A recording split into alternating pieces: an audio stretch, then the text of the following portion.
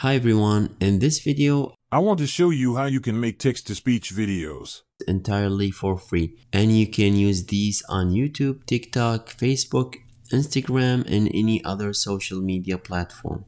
We're going to use a free video editing service called Clipchamp, which is owned by Microsoft.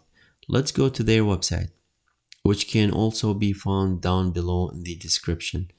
Once you land on their homepage, in the top right hand corner, click on Try for Free. You'll need to create an account. You could use a Microsoft account, a Google account, or you can simply use your email address. This takes us on the Clipchamp start page.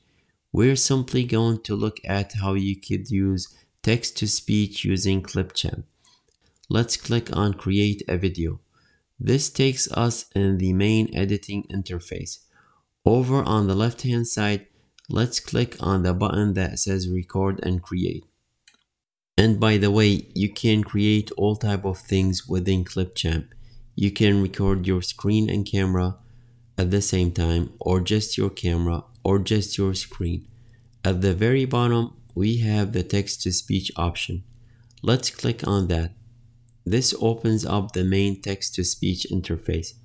In the top left-hand corner, you can choose your language, and you have 70 different options here. You can choose from 170 different voices. They have male and female voices. You could choose different ages and even different accents. You can even mix and match the different languages with the different voices. So as an example, I can choose German as my language, and then I could still enter in English text. So I'll sound like a German person is trying to say my text. By watching my videos you'll learn great tips and tricks. Down below, you can also set the speed for your text. Here you can enter your text in, and then down below you can click on the preview button. By watching my videos you'll learn great tips and tricks. Now that I've inserted some text, you can also customize the way the computer says it. So let's say I want to add some additional emphasis to great. I can insert a period after great, and that will result in a long pause. By watching my videos you'll learn great tips and tricks.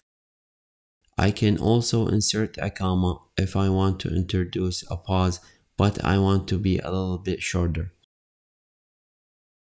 By watching my videos you'll learn great tips and tricks. Another way to introduce a pause, you can insert an ellipsis, and that too will also cause it to pause.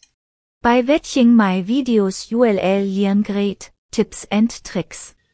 Once you're all done customizing your text-to-speech, let's click on the button that says Save to Media. And here now you'll see it in your media bin. Once again, to preview the text-to-speech, you can simply hover over and that will play a preview. By watching my videos you'll learn great. There are two different ways that you can add this to your timeline. If you hover over, you can click on this plus icon, or alternatively you could simply drag and drop it into your timeline. Now that you have your audio on the timeline, you can use Clipchamp as a full video editing program. You could also add other videos, other pictures, you could also add in music, and you could do whatever you want here. Or alternatively, you could just take this audio file on its own and you can bring it to other video editing softwares. You could really do whatever you prefer. On the top right hand corner, let's click on the button that says Export and then select 1080p, and here now it will render your video as an MP4. Once that's all done, it will download the file to your computer as an MP4. The file will contain both video and audio, but you could also very easily strip out the video. You can go to a website like cloudconvert.com. You'll find a link down below in the description. On this website, simply drag and drop the MP4 onto the page. In this drop down, you can then choose what format you want to convert this to. Here I'll click on audio, and then I'll select wave. Next, you can click on convert, and once it finishes converting, you can then click on download, and now you'll just have an audio output from ClipChamp. Alright, this is all I wanted to show you in this video.